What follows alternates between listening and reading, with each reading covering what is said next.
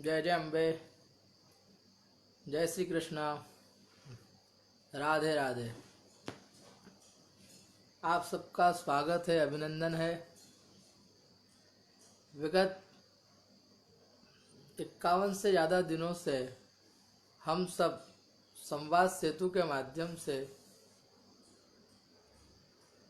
चर्चा कर रहे हैं, जो दिव्य संवाद कर रहे हैं भगवत आराधना विषयक और हमारे सामाजिक और नैतिक जीवन को कैसे हम जिए, उस पर हम विचार कर रहे हैं। बंधुओं, 51 दिन उस विषय को करते हुए उस संवाद सेतु का मुख्य अंग था, मुख्य उद्देश्य था हमारे अंदर की नकारात्मकता को दूर करना। और निश्चित रूप से हम सब इतने दिन से कोरोना के साथ रह रहे हैं, तो हमारे अंदर नकारात्मकता समाप्त हुई है और हम सकारात्मकता के साथ अब कोरोना के साथ रहने को तैयार हैं। उससे युद्ध कर रहे हैं हम, और उससे जड़ से हम अलग कर देंगे। तो इतने दिन तक हम जो चर्चा कर रहे थे, उसका उद्देश्य था कि हम अपने जितने भी नकारात्मकताएं वो दूर कर लें। अब हम पुनः एक स्थिति में आ गए हैं। अब धीरे धीरे सारे जो अनलॉक वाली स्थिति थी वो सब खुलने लगी है और अब जीवन वापस पटरी पर दौड़ने लगा है। बंधुओं, जीवन किसी के लिए नहीं रुकता। कोई भी हो, कोई वायरस हो या कोई हो, जीवन हमेशा चलता ही रहता है। चलने का नाम ही जीवन है। ये बात अलग है कि अब जीवन जीने की व्यवस्थाएं बदल गई है। अब बहुत सारी व्यवस्थाएं में बदलाव आएगा और जीने के तरीके, रहन सहन के तरीके, व्यापार व्यवसाय के तरीकों में बहुत बड़ा परिवर्तन आया है, आएगा। लेकिन अब इसे हम अपनी मजबूरी कहें या ईश्वर की इच्छा कहें, हमें इनके साथ ही रहना है और इनके साथ रह के ही हमें आगे बढ़ना है। तो बंधुओं, अब इस समय अब मैंने विचार किया कि हम संस्कार संवाद के साथ ही, संवाद सेतु के अंतर्गत ही संस्कार शाला का आयोजन होगा। अब ये संस्कार, अभी हम सबके मन में ये बात बहुत दिनों से है कि हम भगवान के मंदिर नहीं जाते हैं। भगवान के मंदिर भी बंद है। अब तो मंदिर खुलने की स्थिति में आ गए हैं, कई जगह मंदिर खुलने की स्थिति में है। यद्यपि इंदौर में अभी भी ऑर्डर नहीं आए हैं मंदिर खुलने के, फिर भी बंधुओं, ये कोरोना ने कई काम बहुत गलत किए हैं, लेकिन कई काम बहुत अच्छे भी किए हैं। इसने हर घर को ही मंदिर बना दिया है। हर घर का वातावरण इसने धार्मिक बना दिया।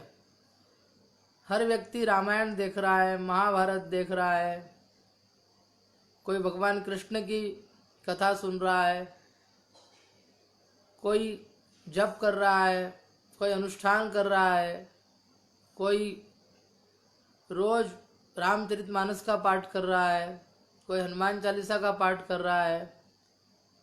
इस तरह आप मंदिर न गए, कोई बात नहीं, भगवान ने घर को ही मंदिर बना दिया।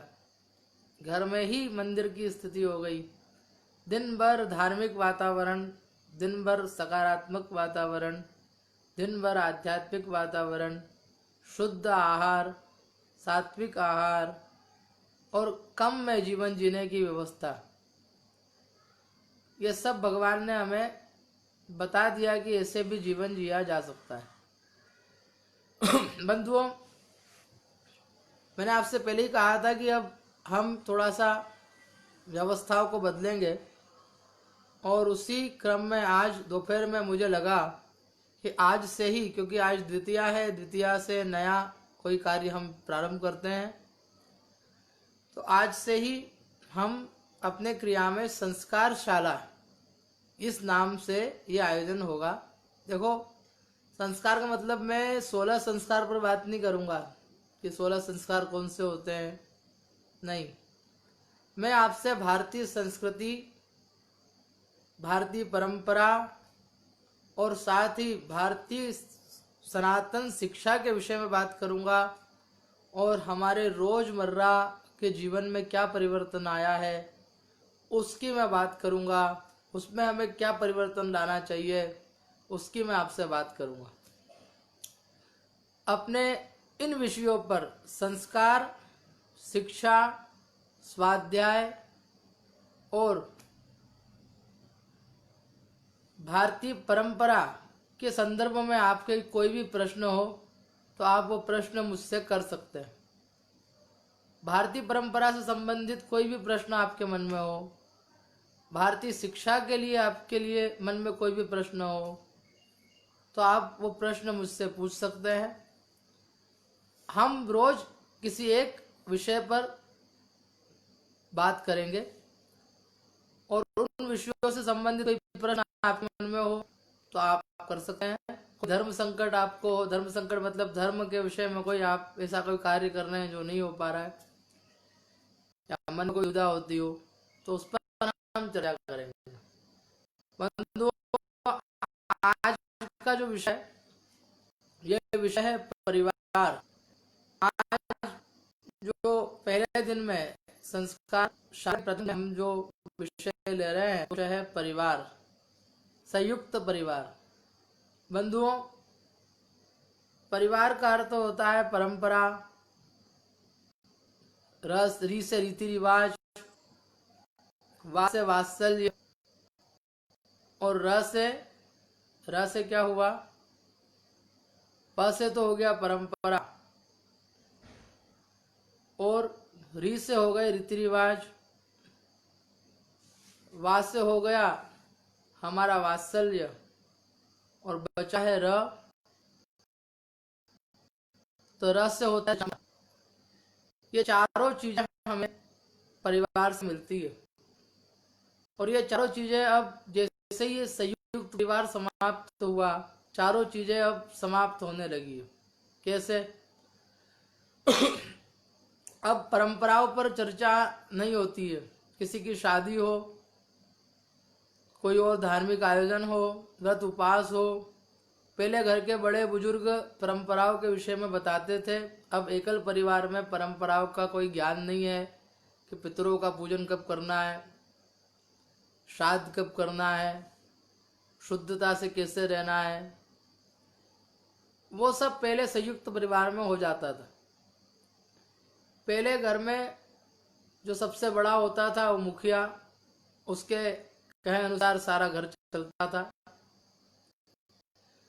घर में किसी सीसीटीवी कैमरे की जरूरत नहीं होती थी क्योंकि घर में जो बुजुर्ग माताएं होती थी वो सब जगह ध्यान रखती थी। किसी महिला की जरूरत, काम वाली बाई कोई जरूरत नहीं होती थी क्योंकि घर की महिलाएं मिलकर सब काम कर लेती थी और सब काम कर लेती थी तो क्या होता था कि उन्हें किस तरह की बीमारियां नहीं होती थी।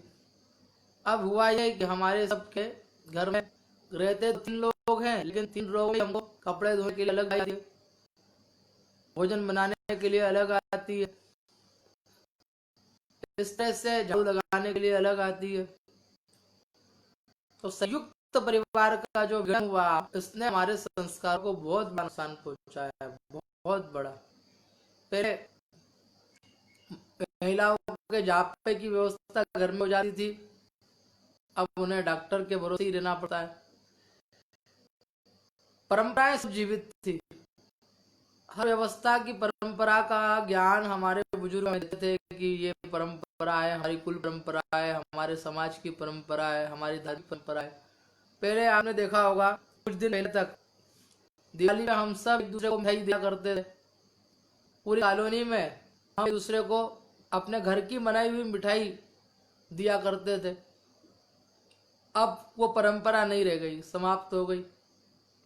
पहले हमने देखा हर घर में संजा का पूजन होता था।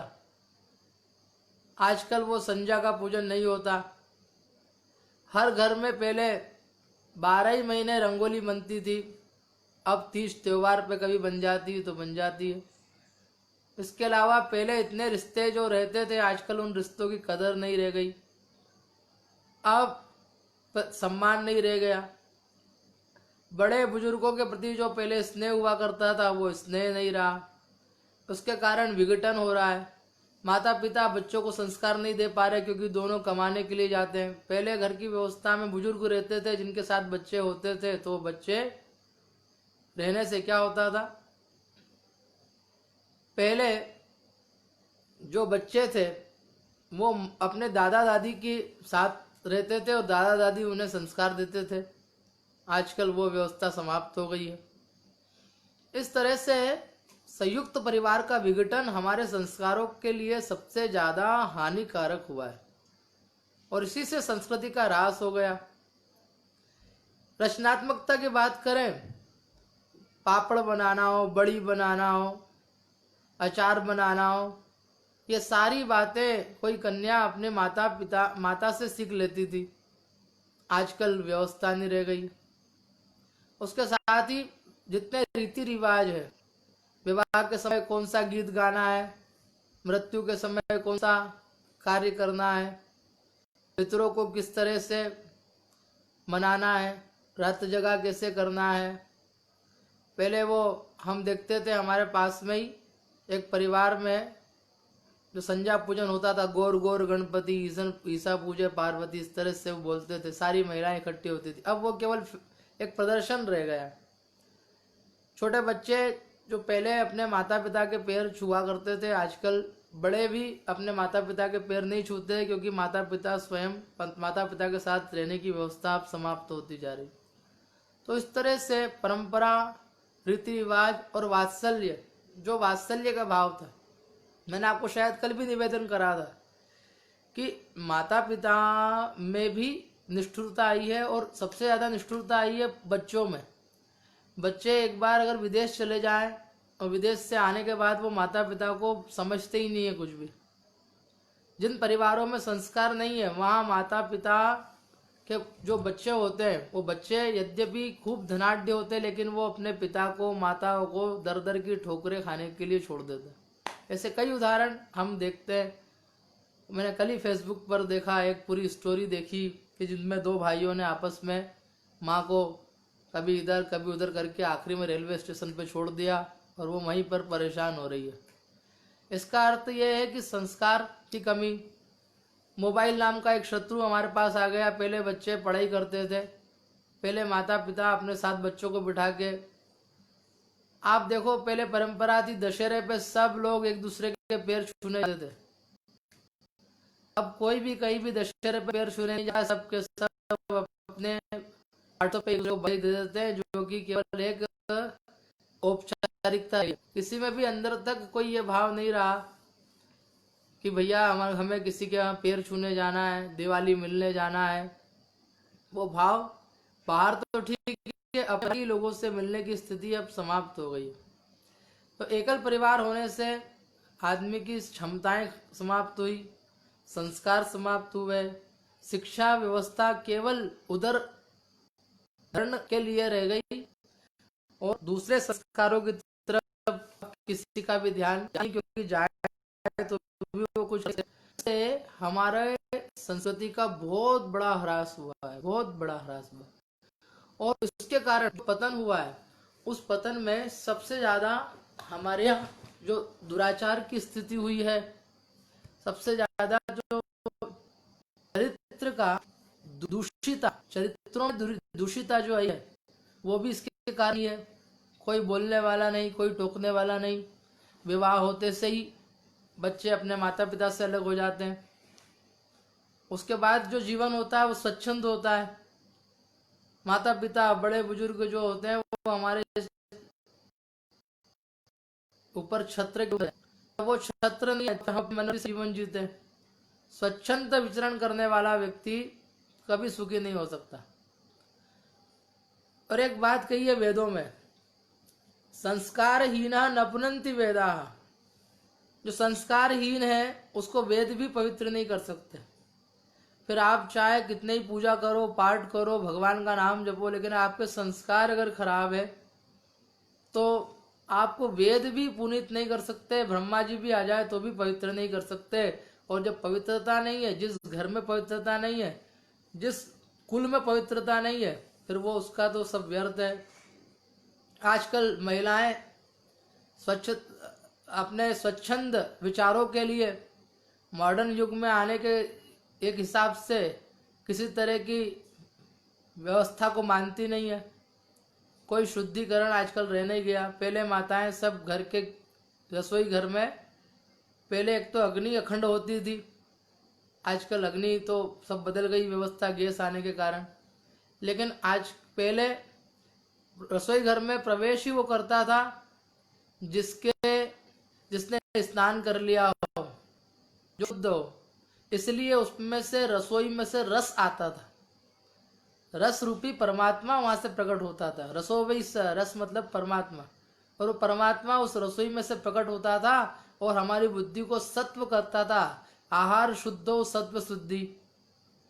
अब वो रस नहीं आता। अब घर के सब लोग किच किच करते हैं, किचन हो गया वो। और किचन होने से अब जब वो लड़ाई झगड़े होते हैं, वही तामसिक भोजन करते हैं। तामसिक भोजन होने से मन में विकार आ गया, और मन में हुआ कि संस्कार विहीनता आ गई। और ये व्यवस्था जब बहुत बड़े स्तर पे फैली तो संपूर्ण देश में ये विकार आ गए। आज देखो आप, छोटे छोटे बच्चे टिकटॉक बना रहे हैं अपना, अश्लीलता चरम पे है। किसी को भी आप कुछ बोलो तो वो सुनेगा नहीं, समझेगा नहीं, वो उल्टा हमें डांट देगा। बच्चों को डांटो तो उनमें सहनशीलता की क्षमताएं समाप्त हो गई है। पहले माता पिता अपने बच्चों को मार देते थे छड़ी से, पहले टीचर छड़ी से मारते थे, लेकिन आजकल बच्चे यूं ही जरा जरा से में अपने माता पिता को ब्लैकमेल कर देते हैं, ऐसा होगा, ऐसा कर लेंगे, ऐसा कर देंगे। इसका अर्थ है कि आदमी स्वयं डिप्रेशन ही जी रहा है, डिप्रेशन में रह रहा है, सारा काम डिप्रेशन में चल रहा है, और नाना प्रकार के मानसिक रोग उसको लगे हुए हैं। तो इन सब रोगों से बचने के लिए हमें प्राचीन ऋषि परंपरा की ओर बढ़ना पड़ेगा।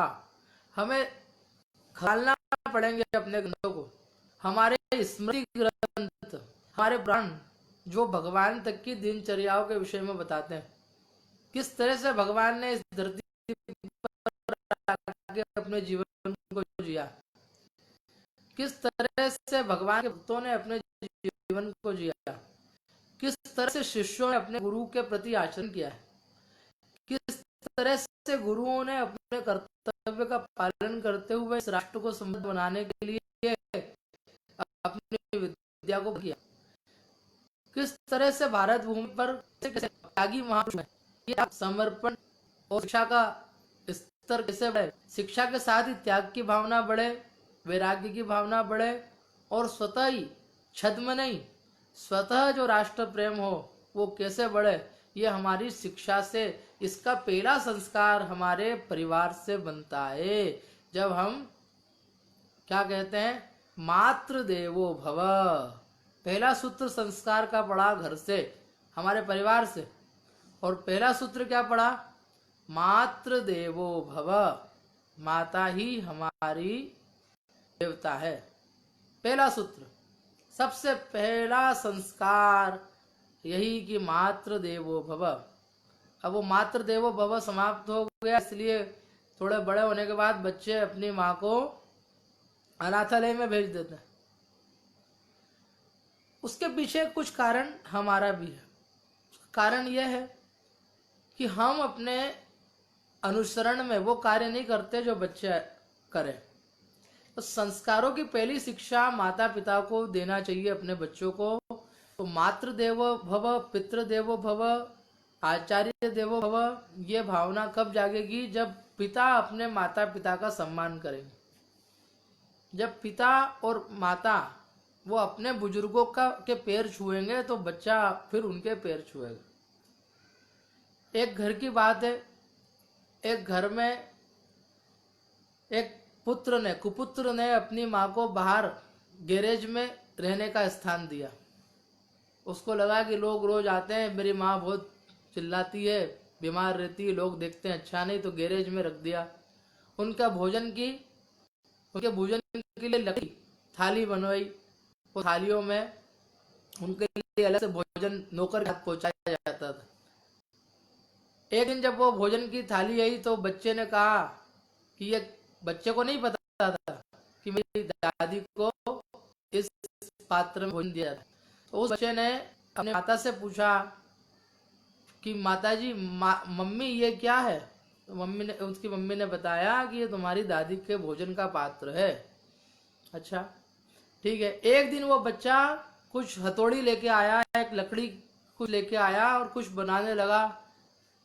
अब माता पिता देख रहे हैं क्या बना है, तो वो कहने लगा कि मैं आप दोनों के लिए लकड़ी की थाली बना रहा हूँ, जब आप बुढ़े हो जाओगे तो मैं आपको गैरेज में रख दूंगा और वहां फिर आपके भोजन की व्यवस्था करूंगा, इसलिए मैं ये थाली बना रहा हूँ। उसके सामने वो तो देखकर माता पिता अचंभित हो गए। उन्हें लगा कि हमसे बहुत बड़ी गलती हो गई। वो अपनी माँ को पुनः अपने पास ले आए, क्योंकि संसार कैसा चलता है, नीचे की तरफ चलता है। श्रीमद् भगवत गीता में भगवान कहते हैं, ऊर्ध्व मूलम अधः शाखम अश्वत्थम प्राहुरव्ययम। यह श्रीमद् भगवत गीता में भगवान ने कहा, यह संसार का मूल तो ऊपर है, इसकी जो पत्ते हैं ये नीचे की तरफ जाते हैं। ये संसार की इसलिए उल्टी गंगा बहती, ऊपर से नीचे की तरफ जाती। माता पिता अपने बच्चों का ध्यान रखते हैं, फिर बच्चे बड़े माता पिता नहीं रखते, वो अपने बच्चों का ध्यान रखते हैं, फिर उनके बच्चों का। तो इस तरह से ये नीचे की तरफ बढ़ती है। अब होता ये है कि हमारे बच्चों को हम अगर संस्कार विहीन करें, अंग्रेजी स्कूल में पढ़ाएं और अंग्रेजी जब आगे बढ़े और वो बच्चे को कहाँ करें, हम विदेश भेज दें, तो वो विदेश में पढ़ा हुआ बच्चा जब वहाँ की चकाचौंध देखेगा तो वो संस्कारों को भूल ही जाएगा, निश्चित रूप से भूल जाएगा। वो भूल जाएगा कि मेरे माता पिता हैं ये, क्योंकि वहाँ उससे उपभोक्तावादी संस्कृति मिली है। उसी संस्कृति को अपनाकर वो अपने माता पिता को भूल जाएगा और उनका अपमान करेगा। जिसके लिए माता पिता ने लोन लिया, जिसके लिए माता पिता ने सब कुछ किया, उनको भूल जाएगा। अभी एक खबर आई, थोड़े दिन पहले एक खबर आई कि किसी एक लड़की ने रमजान के महीने में 2 रोजे रखे और 2 रोजे रखकर उसकी खबर को, उसके समाचार को सारे उधर के पेपरों ने जहाँ पे रखे थे, क्योंकि वो लड़की शास्त्री थी, उसने सारे जितने पेपर थे उन पेपरों में न्यूज़ आई कि ये शास्त्री जो लड़की है इसने हिंदू मुस्लिम सद्भाव के लिए, भाईचारे के लिए रोजे रखे। अब उस मूर्ख को ये नहीं पता कि भारतीय संस्कृति में कितने बड़े बड़े व्रत होते हैं, और उसको भूल के वो 2 व्रत कर रही है वहाँ, और समाज में प्रदर्शन हो रहा है कि इनने रोजे रखे। जबकि हमारे यहाँ माताएं हरतालिका तीज जैसा व्रत करती है और भी बड़े बड़े निर्जला एकादशी करती है, और न जाने कितने व्रत है हमारे यहाँ, श्रृंखला है। लेकिन हम अपने बच्चों को ये बताने में विफल हो जाते हैं कि हमारा धर्म कितनी बड़ी व्यवस्था में है, हमारे धर्म की क्या व्यवस्था है, ये सनातन है। हम हमेशा अपने बच्चों को परिस्थितिजन्य जो व्यवस्था दिखती है, हमें लगता है यही अच्छा है, यही अच्छा है, और याद रखना ऐसे में ये बच्चे हमारे हाथ से निकल जाएंगे धीरे धीरे। इसी से धर्म की हानि होती है कि आज बच्चा 2 रोजे रख रहा है, कल से वो मुसलमान के साथ या किसी और धर्म के साथ वाले के साथ उसके मित्रता करेगा, फिर उसके साथ फिर वो जो भी होगा। तो इस तरह से धर्म का ह्रास होता है। यदा यदा धर्मस्य ग्लानिर्भवति भारत। और जब आपके संस्कार नींव मजबूत होगी, तो नींव मजबूत होने से क्या होगा, नींव मजबूत होने से किसी में कहाँ जाए, चाहे अमेरिका चले जाए, चाहे जापान चले जाए, उसे आना वापिस अपने चरणों में ही पड़ेगा। उसके बगैर उसके मिलेगी। संस्कार हमें अपने दोस्त से जोड़ कर रखते हैं। संस्कार हमें अपनी जननी जन्मभूमि स्वर्गादपि अपनी अपनी जन्मभूमि से जोड़ कर रखते हैं। तब ऐसी स्थिति में वो क्या करता है, ऐसी स्थिति में वो संस्कार को जहाँ जाएगा वो उसके चरित्र की रक्षा करता है। वो अकेले में भी है तो उसका चरित्र सुरक्षित, क्योंकि उसके संस्कार साथ पड़े हुए हैं, जो बीज बचपन में उसको तो इसीलिए हमारे जीवन में संस्कारों की बहुत ज्यादा जरूरत है। सार्वजनिक तौर पर मध्य प्रदेश के मुख्यमंत्री है आज भी, उनके सामने ये बात कही, हमारे देश में कोई दुराचार रोकना है, व्यवस्था को सही करना है तो कानून से नहीं संस्कार से करना, तब जाके व्यवस्था जुड़ेगी। तो आगे आने वाली जो श्रृंखला है जो हम इस चर्चा करेंगे उसमें भगवान की चरित्र राम और कृष्ण ने एक तरह से संस्कार को अपनाया, किस तरह माता पिता और गुरु की सेवा की, गुरु की क्या है परंपरा, परंपरा जो आदिकाल से चली आ रही है और आज भी उसका बड़ा महत्व है। संस्कारों को किससे हम अपने जीवन में जिए, क्या है माता पिता के कर्तव्य, क्या है पुत्र कर्तव्य, इससे आपके मन कोई प्रश्न हो, अपने बच्चों से संबंधित कोई बात हो, शिक्षा से संबंधित बात हो, भारतीय परंपरा से संबंध आपके मन में कोई भी प्रश्न हो तो आप वो प्रश्न अवश्य कर सकते हैं। तो आज संस्कार शाला में हम यहीं पर विराम देंगे। आज का मुख्य विषय था हमारा परिवार।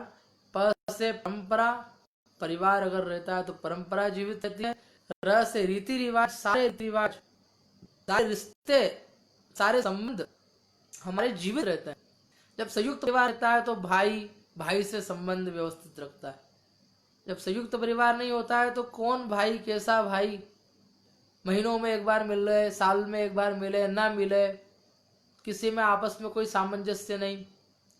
तो इतना जब संयुक्त परिवार रहता है तो सबके प्रति एक समर्पण की भावना होती है, एक जिम्मेदारी की भावना होती है। और संयुक्त परिवार नहीं होता, केवल अपने स्वार्थ में देता है, तो वहाँ संस्कार नहीं हो पाते, वहाँ नहीं हो पाती, तो क्या होगा, इस भाव में उसका जीवन व्यतीत हो जाता है। तो प्रयास करें हम आज भी अगर संभव हो संयुक्त परिवार में है, आज भी हम अपने माता पिता, अपने दादा दादी, अपने चाचा चाची जो हो, क्योंकि जरा जरा सी बात में मन मुटाव करके हम अगर अलग हो जाते हैं तो उसका बहुत बड़ा नुकसान होता है, बहुत बड़ा। और हिंदू धर्म को, सनातन धर्म को तो तोड़ने का बहुत बड़ा प्रयास है। पहले वर्ण व्यवस्था को गलत तरीके से डिस्क्राइब करके चारों को अलग अलग बांटने का बड़ा प्रयास हमारे भारत देश में। जब से भारत आजाद हुआ है उसके बाद हमारे चार वर्ण परंपरा जो बहुत श्रेष्ठ परंपरा है, उस परंपरा के आधार पर उच्च और नीच की बात को आगे बढ़ाकर ये वर्ण परंपरा को तोड़ने का एक कुत्सित प्रयास किया गया। और उस प्रयास के अंतर्गत सब में एक दूसरे के प्रति जो घृणा पैदा की गई, ये बहुत ही बड़ी हानि है हमारे देश के लिए। इसलिए बंधुओं, संस्कारों की ओर बढ़ना जरूरी है, और संस्कारों की ओर तभी बढ़ सकते हैं जब हम स्वयं उसका पालन करेंगे। आचार्य श्री राम शर्मा ने कहा है, हम बदलेंगे युग बदलेगा। तो हम बदलें, हमारे बदलने से शायद कोई बदल जाए। तो बंधुओं, आज हम संस्कार, आज हमने इसमें प्रस्तावना रखी है इस विषय की। धीरे धीरे हम रोज एक नए विषय को लेकर उस पर एक संवाद, एक संस्कार के संदर्भ में हम चर्चा करेंगे। यहाँ संस्कार से मतलब 16 संस्कार से नहीं है, यहाँ संस्कार से मतलब है हमारे दैनंदिनी जीवन में, दैनिक जीवन में हमें किस तरह का आचरण करना चाहिए जो हमारी उन्नति का मार्ग प्रशस्त करे। महापुरुषों ने किस तरह से जीवन जिया उन महापुरुषों के आदर्श को हम सामने उपस्थित रखते हुए अपनी चर्चा को करेंगे। किस तरह राम ने अपने बाल्यकाल में आदर्श को स्थापित किया, किस तरह कृष्ण ने अपने गुरु शिष्य परंपरा को जीवित रखा, किस तरह से धौम्य ने, किस तरह से आरुणि ने शिष्य परंपरा को जीवित रखा। ये सब हम समझेंगे, जानेंगे और मनन करने के साथ इनके बीज हमारे अंदर डल जाए, हम भी अपने बीज डालें और हमारे हृदय में भी ये बीज डल जाए कि भारतीय संस्कृति के ये बीज जो बिखरे हुए हैं, जो हम अभी तक इसका पालन नहीं कर रहे हैं, हम भी करने लग जाए तो निश्चित रूप से ये भारतीय संस्कृति वो विशाल वट वृक्ष है जो सारे संसार को अपने अंदर आश्रय दे सकती है। इसने दिया भी है, आज भी दे रही है और इसीलिए भारत विश्व गुरु है। बस थोड़े संस्कारों का पतन हो गया है, एक बार पुनः संस्कार की तरफ आगे बढ़ेंगे तो निश्चित रूप से हम वापस वहीं आ जाएंगे जहां से हम चले थे, क्योंकि हमारी परंपरा नारायण से प्रारंभ होके हमारे गुरु तक वो परंपरा जाती है।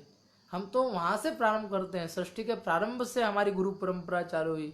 हमारे सबसे पहले गुरु नारायण है। कृष्णम वंदे जगत गुरुम, कृष्णम वंदे जगत गुरुम कहते हैं हम।